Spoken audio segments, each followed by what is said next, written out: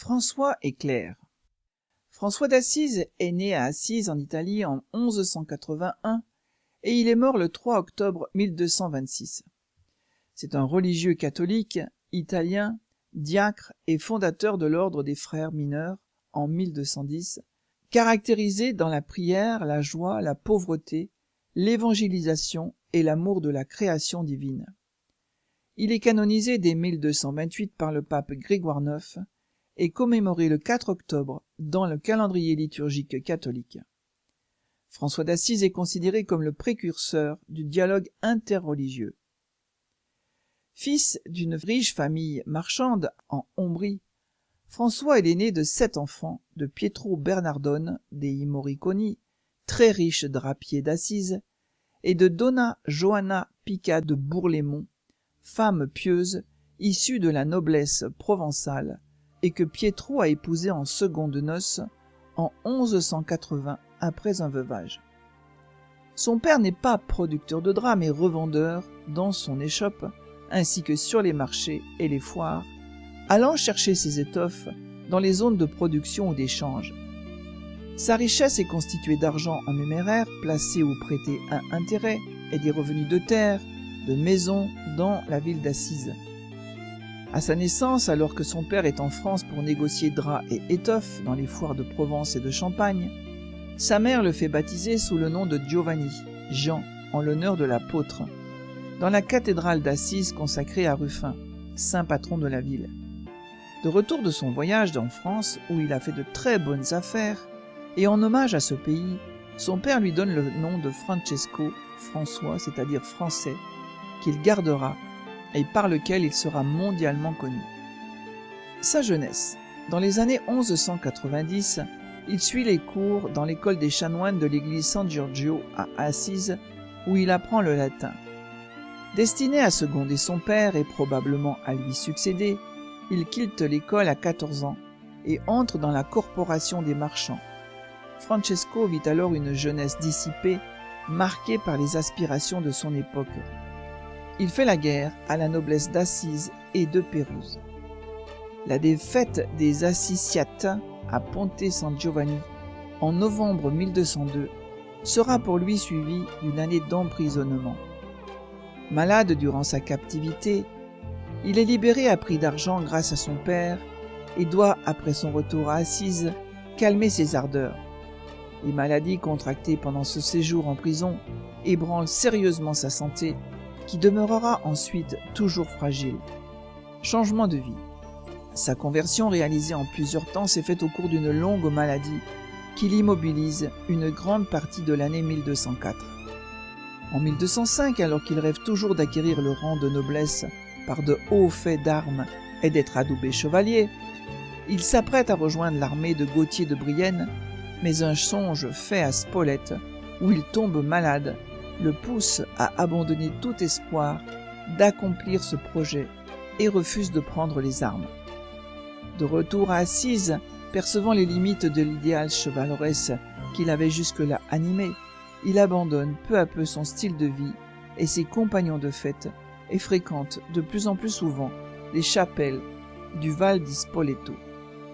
Dans son testament, François indique que la rencontre avec les lépreux est l'événement qui déterminera son retournement.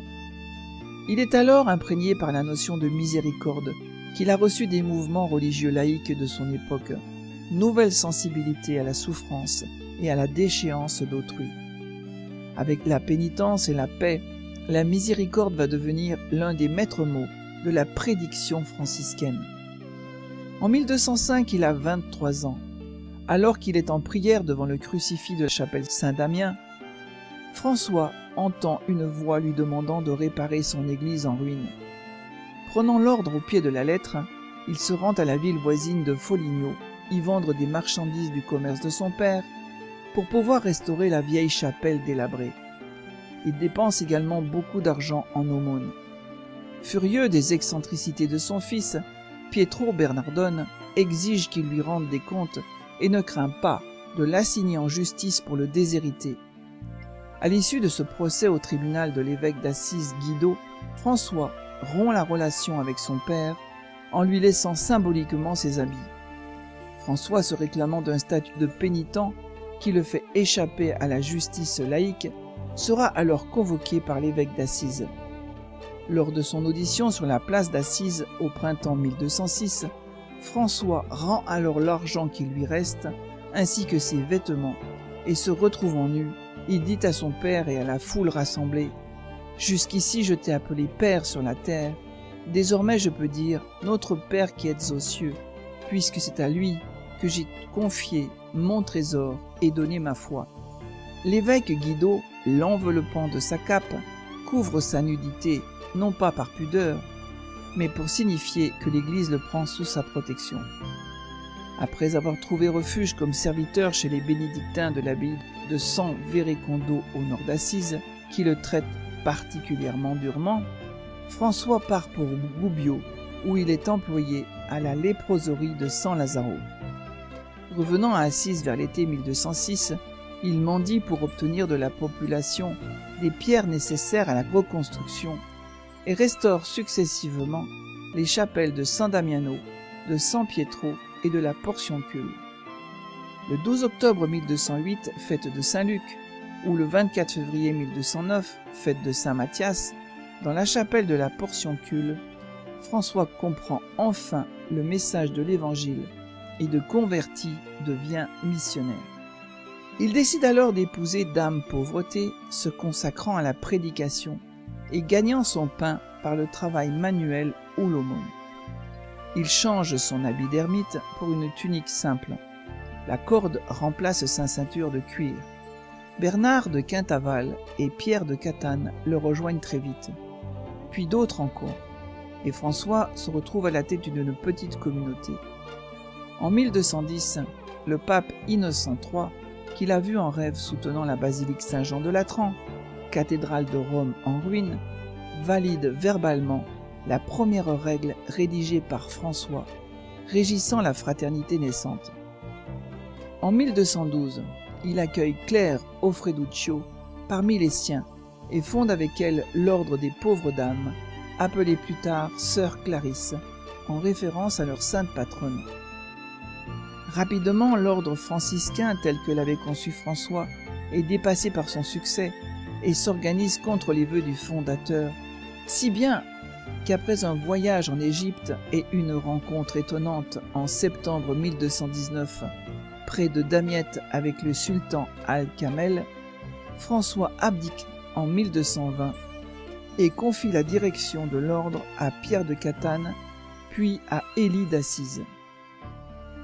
En 1221, durant le chapitre général, il couche sur le papier la règle officielle qu'il veut donner à l'ordre. Ce premier texte est jugé trop long et trop flou pour être praticable. Il s'agissait donc plutôt d'une organisation de pure religiosité sans contrainte institutionnelle. En 1222, François se rend à Bologne, où à la demande de laïcs, il crée un troisième ordre, après celui des frères mineurs et des sœurs pauvres, le tiers ordre, appelé aujourd'hui fraternité séculière. En août 1224, François se retire avec quelques frères au monastère de l'Alverne. Le 17 septembre, 3 jours après la fête de la Croix glorieuse, il reçoit les stigmates. Il est donc le premier stigmatisé de l'histoire. Depuis, il est souvent malade et en proie à des crises d'angoisse. Il se réfugie dans une hutte près de la chapelle Saint-Damiano, où il avait commencé son itinéraire spirituel et où vit la communauté des sœurs pauvres inaugurée par Claire d'Assise. Il y écrit son cantique de Frère Soleil, ou cantique des créatures, premier texte en italien moderne. C'est la célébration de Dieu dans sa création et l'un des premiers grands poèmes italiens. Il meurt le 3 octobre 1226 dans la petite église de la Portiuncule, aujourd'hui incluse comme chapelle de la basilique Sainte-Marie des Anges d'Assise, dans le Val di Spoleto, non loin de la ville haute d'Assise. Il laisse un testament où il professe son attachement à la pauvreté évangélique et à la règle. À sa mort, l'ordre des franciscains compte 5000 frères. Sainte Claire est née à Assise le 16 juillet 1194 dans une famille de la noblesse. Elle est morte dans cette même ville le 11 août 1253. Claire est la fille de Favarone dit Offreduccio, de la lignée noble des comtes de Coccorano, et d'Ortolana d'Assise, issue d'une famille noble de Fiume. Vers 1210, Claire assiste dans l'église Saint-Georges à Assise au prêche de carême de François Bernardone, le fils d'un bourgeois qui a tout quitté pour réaliser son idéal de vie évangélique. Enthousiasmée par cette prédication, conquise par l'idéal de pauvreté à l'image des évangiles, elle décide de renoncer au monde, après avoir rêvé de sillonner la Méditerranée, comme sa mère qui avait fait de nombreux pèlerinages à Rome, à Saint-Jacques-de-Compostelle et en Terre Sainte. Elle quitte sa famille en cachette le soir du dimanche des Rameaux, le 20 mars 1212, en compagnie de l'une de ses tantes, pour rejoindre François et ses compagnons à la Portioncule. Ceux-ci lui remettent une tunique de toile grossière, la bure, et lui coupent les cheveux en signe de renoncement. La jeune fille se réfugie ensuite au couvent des nonnes bénédictines de Saint-Paul près de Bastia. Elle doit y faire face aux tentatives violentes de son père et de ses oncles, furieux de la ramener chez elle, car ils voulaient lui arranger un mariage de convenance. Puis François la confie aux bénédictines de Saint-Ange de Panzo, au sud-est d'Assise. 16 jours plus tard, elle est rejointe par sa sœur cadette Catherine, qui deviendra Agnès d'Assise, malgré l'opposition violente de leur famille. Fin avril 1212, François installe la communauté naissante près de la chapelle de San Damiano, sous la direction de Claire, qui devra accepter en 1214 le titre d'abbesse malgré elle. Communauté qui est bientôt rejointe par des femmes de la noblesse d'Assise et par sa mère à la mort de son époux. Claire et Ortolane y opérant des miracles de guérison, François confiera aussi une règle de vie inspirée de celle des frères mineurs. Ainsi naît l'ordre des pauvres dames ou Clarisse.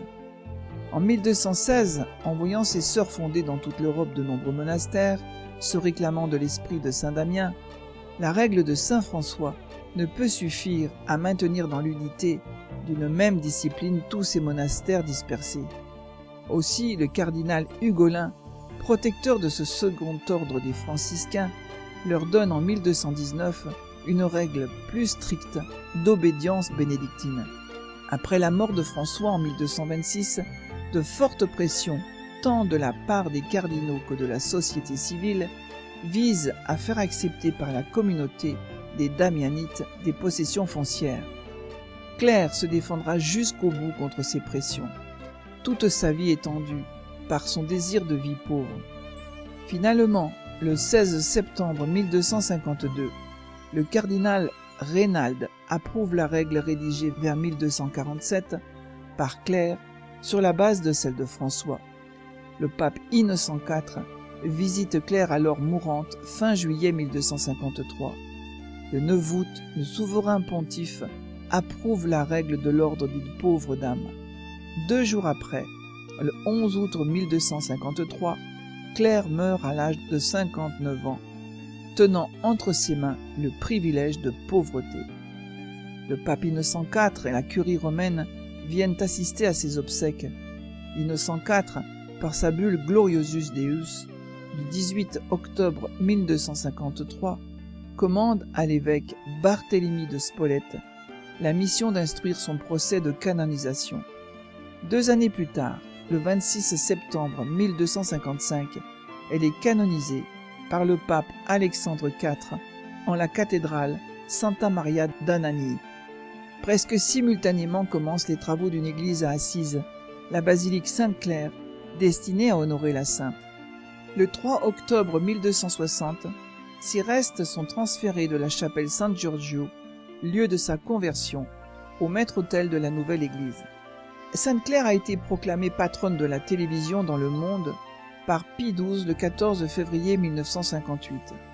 Malade depuis près de 30 ans, une nuit de Noël, clouée au lit, elle aurait, selon la tradition, rapportée par son hagiographe Thomas de Celano, vu et entendu la messe chez les frères, donc bien loin de son lieu d'alitement. Elle est aussi la patronne des télécommunications mais aussi des brodeuses, car selon la tradition, elle s'accordait occasionnellement un temps de loisir pour broder des tissus liturgiques. Parce qu'elle assurait la propreté et la blancheur de ceux-ci, elle est également la patronne des lavandières, des blanchisseurs et des repasseuses. À cause de son nom, et parce qu'elle en aurait eu sur son lit de mort la vision de ses obsèques, elle est la patronne des aveugles.